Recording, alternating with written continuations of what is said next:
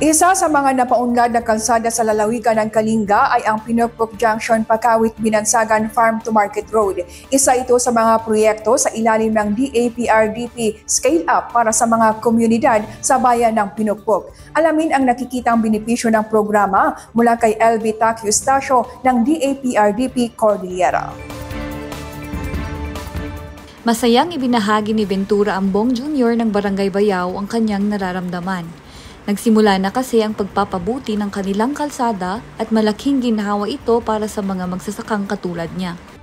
Tirik na mayat dati may tulong na kada kami nga farmers dito ayan may lugar mi no anyaman to ti numalpas man dito nga project dakil una iti maitid na kadagiti farmers nga benefits no mal ang kaming marigatan. Kwento niya, napakahirap ng pagbibiyahe dahil sa kasalukuyang kondisyon ng kanilang kalsada.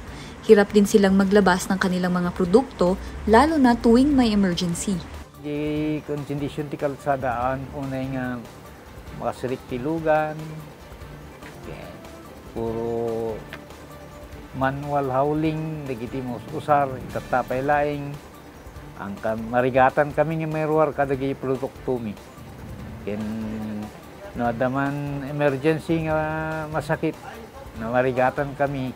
Ang Improvement of Pinukpok Junction Pakawit Binansagan FMR ay may habang 12.51 kilometers. Nagsimula ang konstruksyon noong Oktubre ng nakaraang taon at kasalukuyang isinasagawa ang pagpapalawak ng kalsada, paggawa ng grouted riprap at paglalagay ng cross drainage. Na-propose ito para sa lokal na industriya ng kape. Ngunit ayon kay Ventura, bukod sa kape ay nagtatanim din ang mga magsasaka ng mais, saging, beans at iba pa. May tulong na dito yung kalsada numalpas. Nalaka nga may ka-deliver kami, ikalagiti produkto mi. Kaya da emergency nga problema mi, alis ta dati pagnaan min, karkaro ti mausar nga lugan, karkaro ti howling, dumakabasit.